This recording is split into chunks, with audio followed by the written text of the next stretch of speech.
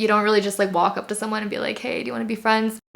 So after moving from Toronto to Calgary in June of this past year, where I knew absolutely nobody except for my boyfriend who I moved here with, I decided I want to put to the test some of these tips and ideas that people usually share when it comes to meeting people. A few things about me is one, I'm an introvert. I definitely feel more refueled and recharged when I have time alone. And the other part is I have a little bit of social anxiety depending on the situation. And last thing is I work from home. I do have a 9-to-5 job which is remote and I wouldn't change it for anything, but when it comes to my social life, that's not very conducive to getting out of my house and potentially meeting real people. So with all that in mind, when you look up how to make friends, there's always a few things that pop up, and I wanted to put myself to a challenge per se and see how effective these different methods actually are for someone that might be kind of like me, someone that is not super extroverted or might get a little anxious when they see a group of people that they don't know. So we're gonna go through some of the most popular tips and methods that I've heard people suggesting, and I have my own personalized rating system based on what I thought of it. Everyone's experience is going to be different when it comes to these things. So if you have tried these methods or any other tips for people looking to meet new people in a new city or just in general, let me know in the comments. Method number 1, join a club. Why this seemed like a good idea was if you already have some potential similar interests, then you're joining a club where you know other people at least share that one thing with you. This will come as no surprise for most of you, but I decided to join a book club. Today is the day that we are going to my first book club. I'm very excited, and to be quite honest, I just painted my nails for this special occasion. I figured I'd do a little get ready with me because I don't think I'm gonna actually vlog when I get to the book club. I was trying to think like what to wear that would be comfortable, that would still be kind of cute, but also not make it look like this is the only social outing that I've had in months, which it is, but I mean, this book in particular I wanted to talk about before I get to the actual book club is basically called The Collected Regrets of Clover. Clover is a death doula. A death doula is someone that you would hire to be with you until your last moment. When I first read what this book was going to be about, I wasn't really sure how to feel about it, but I'm really glad that I gave it a shot. The reason I think it's so fitting, it talks a lot about loneliness, and our main character, Clover, she's basically devoted her life to being a death doula. Her grandpa was the closest person to her and passed away without her there, so she's honestly traumatized by that experience, and it's very interesting to see her come to terms with the grief that she's been carrying for so long, and also on the other hand how she navigates finally accepting people into her life. This is all fiction. The story is fiction. It's not true, but it did feel eerily familiar, some of the things that were spoken about in the book. So I am proud of myself to go do this. I have no idea what the crowd is going to be like, but I did look at the discussion guide because I want to have some properly formed thoughts about the book ahead of going to actually talk about it. I'm not sure if people are going to be eating there, but it starts at 7:30 or 7, one of the two, and because they serve food there, I'm guessing I can grab a bite there. So I'm gonna have like a really quick snack and then just show up. But these are like the little thoughts that you have before you do stuff, or is that just me? Because like I'll be thinking, should I be wearing this or should I eat, because what if no one else eats?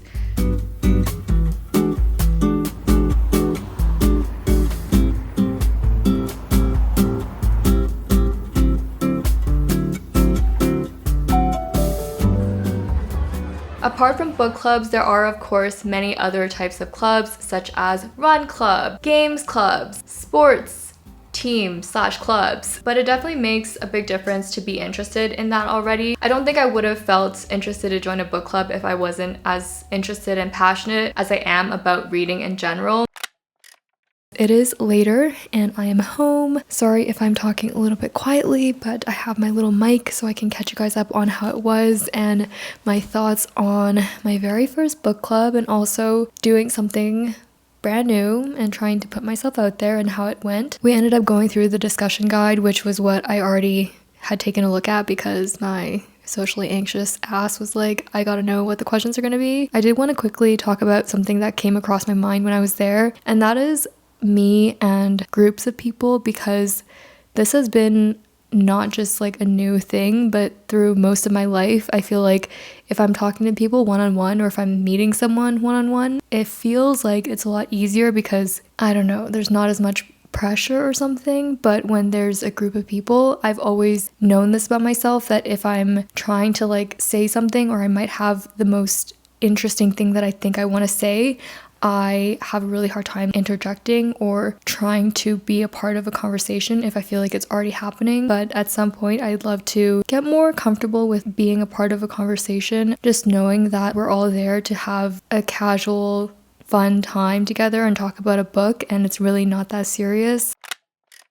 This is going to be my rating system, okay? So I'm looking at my phone because I have a very official system. First is, how easy was it to get involved? I would say this was an 8 out of 10. It does seem pretty easy in general to find some type of book club. It's just a matter of finding a book club that reads books you like, or one that's accessible to where you are. So overall, pretty easy. I just had to do a little bit of searching. How socially awkward did I feel? 10 being extremely awkward, like I want to crawl out of my skin, and 1 being not awkward at all. I gave this a 6 out of 10. That's because I knew that we were going there with some types of questions, a discussion guide, so it wasn't just like we're having to make conversation about the weather nonstop. Just knowing in the back of my mind that everyone here read this book and everyone here likes reading, you like reading, like that's already one thing in common to have. So that made things less anxiety inducing and awkward as it could have been. And then the third and final question, what was the effectiveness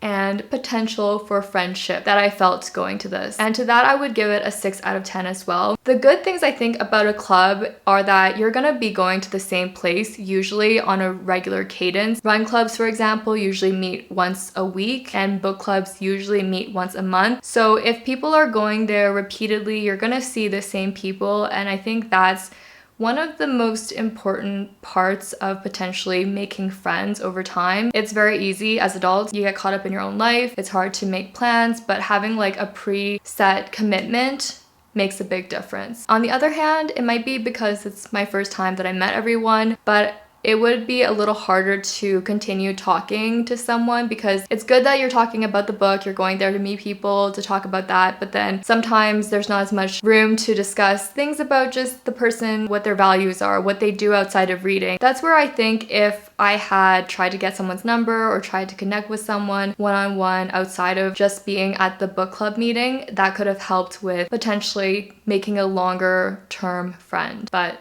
that was just my first time. I haven't been back yet, but it is definitely something that I would say is a good starting point.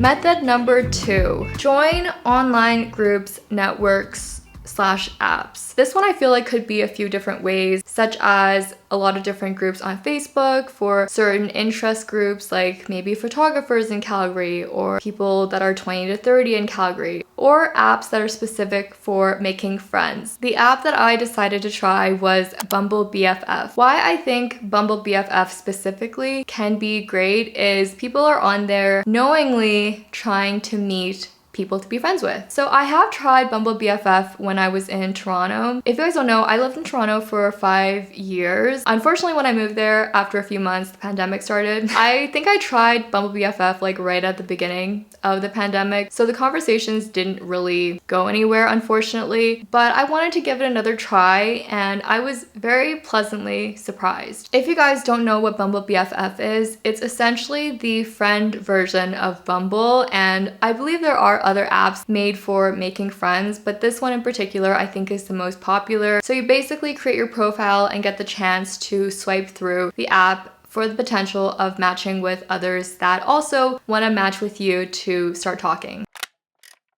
I just finished up with work and I'm about to get ready for my first Bumble BFF excursion. There is something called plans. This is basically for different events or gatherings that someone can host. What had happened was I matched with this girl, and I'm gonna leave names out just for privacy and stuff like that, but I matched with her. She had messaged me after we matched and said that she's doing an event or she's hosting something, and asked me if I'd be interested to grab drinks on a patio on Thursday. Today is Thursday, so I'm gonna meet up with her and apparently 7 other girls from Bumble BFF. I think this place does like margaritas and tacos, which sounds great. I don't know if I'm gonna get food. I feel like that is the question of the day for everything that I've done so far, because who's to say if you're meant to eat there or not? But let's get ourselves ready. I'm so excited. The worst thing that can happen is I leave without any new connections or friends. And if that's the case, I lose nothing because I don't really have friends and connections here as it is.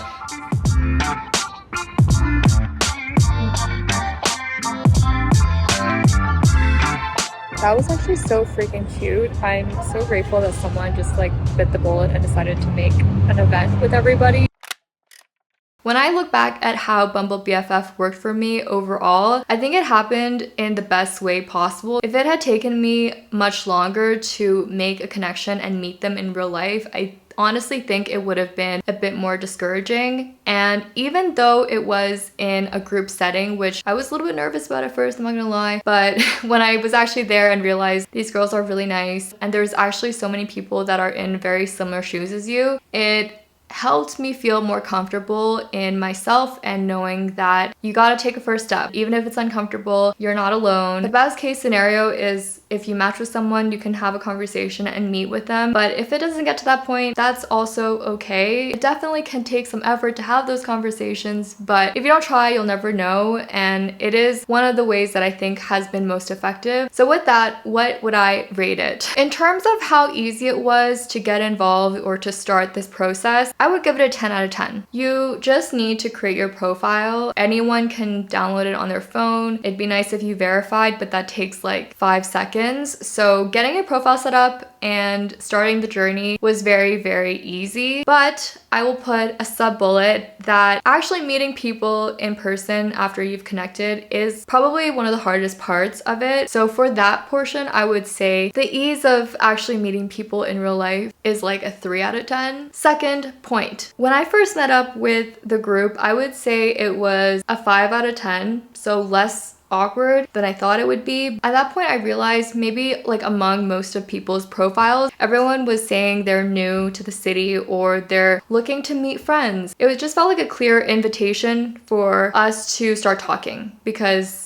you're here on this app to meet people, I'm here to meet people, and we could potentially be friends. And the effectiveness and potential for true friendships, I would give this a 7 out of 10. I realized once you actually get to that point, if you've met someone and you've had, a good connection in real life and you have some shared values, some shared interests, it can be very effective. Getting past the point of meeting in person was probably the hardest part. But actually meeting people, I'm really grateful that I have met really nice people and girls that I feel like I'm starting to have genuine connections with. On to the third and final method that I have tried thus far. Attending an event or meetup. It is so freaking hot here. I'm just gonna shrug this off a little bit. Please don't come at me for wearing this improperly. Examples of this could be conferences or exhibitions for specific things like fitness or pop culture or makeup. There's also a site that's fully dedicated to events. I think it's meetups.com or something like that. So what I think is great about meetups, especially the ones in person, is that you are actually gonna meet people, have that first interaction with them being in person, versus for instance with things like Bumble BFF or maybe joining a Facebook group. People are inherently curious, so even on Bumble BFF, if you've looked at someone's profile, you've already been told certain things, so I think it's just kind of similar to dating. If you've met someone organically in real life, it does have a different experience because you're actually learning most things in person and firsthand from talking to that person. I decided to attend a conference held in Calgary for women working in tech. And especially because this event was specifically tailored to women, it felt like a good opportunity to, at the least, be around people that shared similar experiences, at minimum from a professional perspective. But I knew that we're all humans. There's more dimensions to someone besides just work. So subconsciously, I was hoping to meet potentially people that I could have connections with outside of just a professional setting. And I'm happy to report that might have happened. Alright, I'm running a little bit late, but we are going to a very exciting event today. This is an event held by Toast, which is a women's collective for women that work in the tech industry, and I don't talk a lot about my career in depth. In short, it is tech, and I definitely work in a very male dominant industry. I've never had a place to actually like talk to other women that work in the same field in a way. I will say when it comes to events like this, the way that this is branded is it's less of a networking event. In a way, I feel like there will be aspects of networking, but even just being in the same space as other women that do similar things in the same industry, I think is going to be very refreshing. I'm definitely running late. Let me get ourselves to the event and I'll film as much as I can throughout the day.